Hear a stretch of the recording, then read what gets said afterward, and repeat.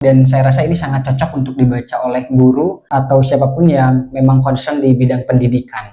Nah, kita akan coba urai mulai dari 3 ranah besar pendidikan. Nah, karena luasnya ranah pendidikan yang ini, maka menyebabkan terjadinya plastisitas, melebar kemana aja gitu. Ketika terjadi plastisitas, maka puncaknya lepas tanggung jawab. Anak atau murid yang, mohon maaf, bodoh. Nah, ketika terjadi momen seperti itu, maka semua yang ada di sini tuh lepas tanggung jawab, cuci tangan dari sebuah pembunuhan yang berantai.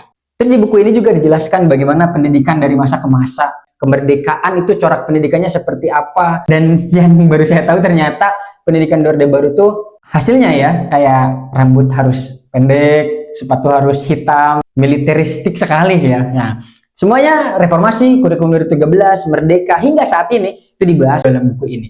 Dan fenomena di buku ini tuh ada disentil tentang guru TIK yang merupakan guru mapel lain tapi kekurangan ngajar. Jadi di situ jadi ada inkompetensi dong. Dan fenomena kedua, yayasan brengsek. Teman-teman coba baca chat ini. Pause aja kalau misalnya kecepatan. Apa salahnya coba? Saya tanya gajinya berapa? Jawaban dia malah panjang lebar dan tidak menjawab sama sekali dengan angka. Malah jualan agama dan angin surga. Nah, di buku ini juga dijelaskan bagaimana membangun negeri yang berkualitas dan juga menata swasta ya. Ini ironis. Murid bodoh itu disalahkan, bahkan dieksploitasi. Misalnya mungkin teman-teman pernah melihat ketika ada anak ditanya negara-negara di Eropa, dia menyebutkan Garut. Nah, tapi jahatnya di negara kita, kebodohan murid itu diejek, dicaci maki, dihina. Nah, bukankah itu juga merupakan tanggung jawab kita semua? Jangan malah justru ya dijatuhkan sejatuh-jatuhnya.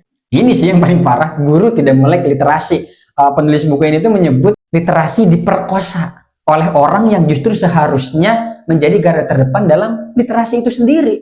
Ya kalau misalnya guru tidak melek literasi, tidak banyak baca buku, gimana muridnya? Solusinya, maka harus berpikir saintifik. Artinya, berjiwa lapang atau keterbukaan dan juga siap untuk dikoreksi. Sikap ilmiah yang berprinsip pada 2 hal dasar, yaitu peduli pada bukti empiris dan mau untuk mengubah teori atau misalnya metode ngajarnya atau apapun itu jika memang diketahui bahwa teori atau metode itu salah. Dan kita harus mulai untuk fokus atau notice kepada hal-hal yang konkret. Dalam hal ini non-human, ya gaji misalnya, sarana dan prasarana, juga kepada hal-hal yang praktis. Ya, teman-teman, akan sangat panjang lebar sekali kalau saya bahas semuanya di sini. Jadi teman-teman bisa baca ya bukunya, yaitu Tobat Pedagogi. Ini karya Pak Alfian Bahri, luar biasa sekali.